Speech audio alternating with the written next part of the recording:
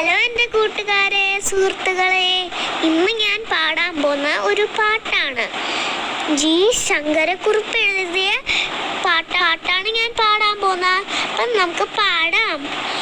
പൂവുകൾ തേടും പൂമ്പാറ്റ, പൂമ്പൊടി പുഷ്പം പൂമ്പാറ്റ, പൂന്തേനുണ്ണം പൂമ്പാറ്റ, പൂവിൽ മയങ്ങും